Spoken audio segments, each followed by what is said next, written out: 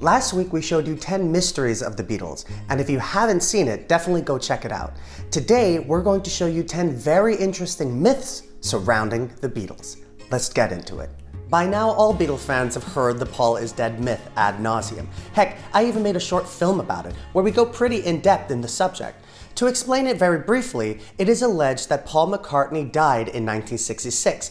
The remaining members of the Beatles decided that the best thing for the future of the band was to replace Paul with a look-alike and carry on as if it never happened. However, even though this was just a rumor, there are some fun little coincidences that you should know. In 1965, Paul did crash his moped and actually chipped his tooth and received a gnarly scar, which you can see here. And in 1967, Paul's Mini Cooper was in an accident, but it wasn't driven by Paul, but a student named Mohammed. He attended a party with Paul, and Paul allowed him to drive his Mini to another party while Paul rode with Mick Jagger. Mohammed, after the crash, was rushed off to hospital, but because Paul's custom Mini was so recognizable, rumors went wild that Paul died in the accident, even though he was in a completely different car. So where did this rumor really start? Well, the first known reference in an article was written by Tim Harper on the Drake University Times Delphic newspaper.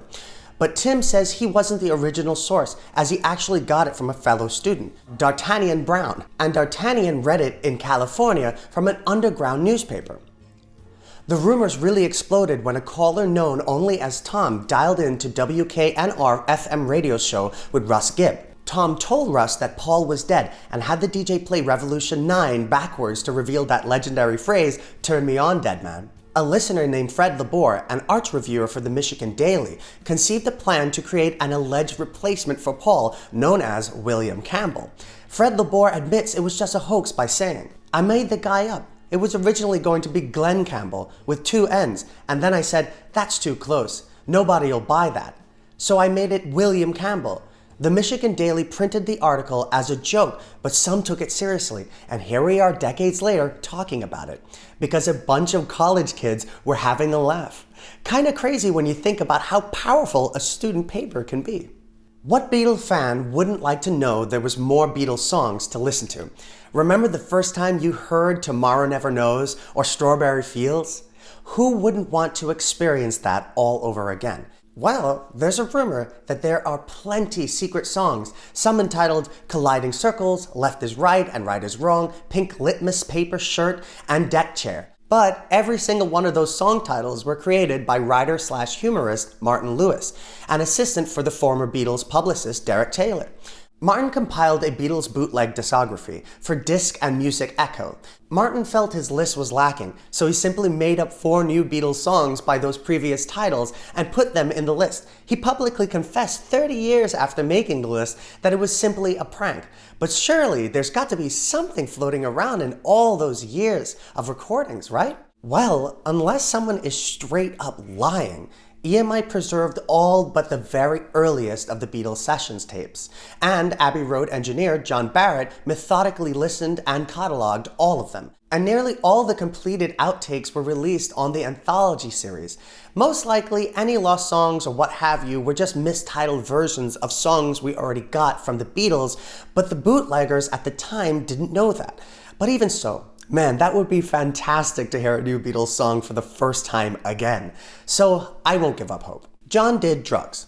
Lots of them, including acid. He made several songs directly referencing them. He seemed to have absolutely no issue with being honest about which songs were about drugs and which weren't.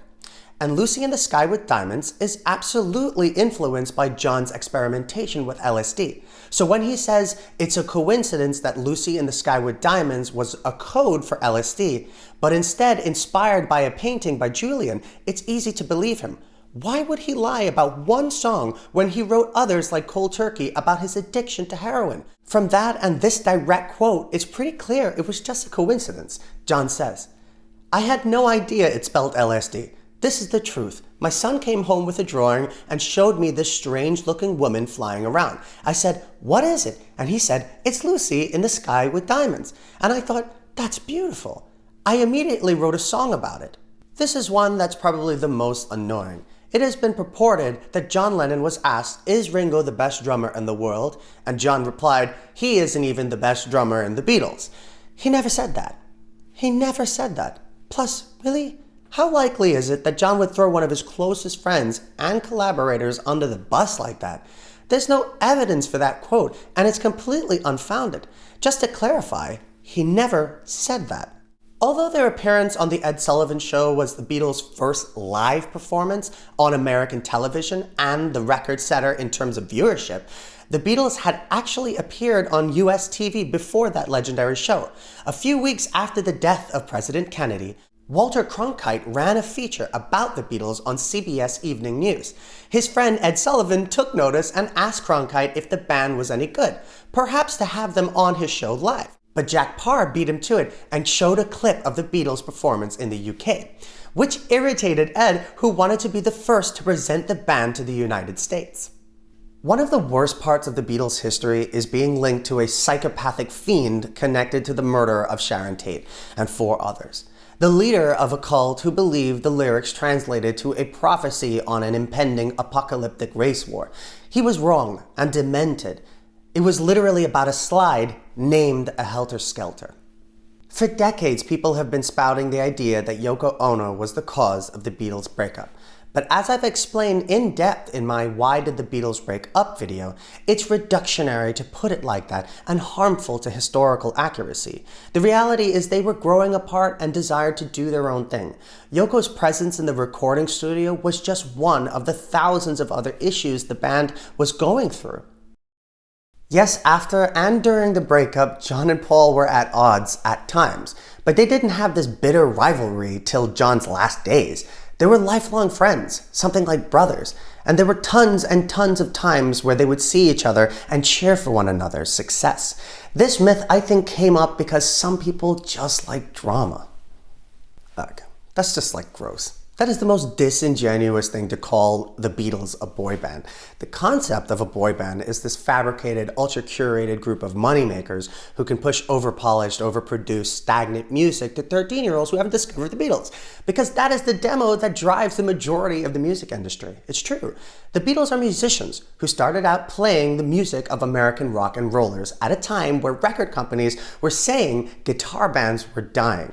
They had no gimmicks. They let their songs and their showmanship speak for themselves, and eventually stopped performing altogether live to hone their craft and quite literally guide music in directions it had never gone before. It's again reductive to say they were just another boy band, because think about the concept of writing your own songs and building a career off of it. Record companies now create investments. They have an endless cavalcade of talent, the money to pay songwriters with a knack for scientifically pleasing songs that are as redundant as they are nauseating, seeing that they simply chop up songs from the 90s and the 80s that work, take the melodies and chords from them, add new meaningless vague lyrics, and spend millions into marketing them to the masses, because at the end of the day, the way you sell any product is exposure, and you can buy exposure. When people say the Beatles were a boy band, they denied the hustle they had to go through to get where they are. Playing in clubs in Hamburg, begging for someone to listen to them, striving to play their own songs instead of covers. Even their producer George Martin didn't find them all that talented at first. This is a story of determination, no nepotism, no help, just the resilience of humans. It shows us incredible things can be done when you keep going.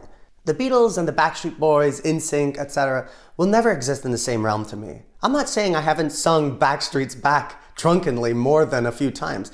I'm just saying that the Beatles are a far cry from a boy band. Finally, George, the quiet Beatle.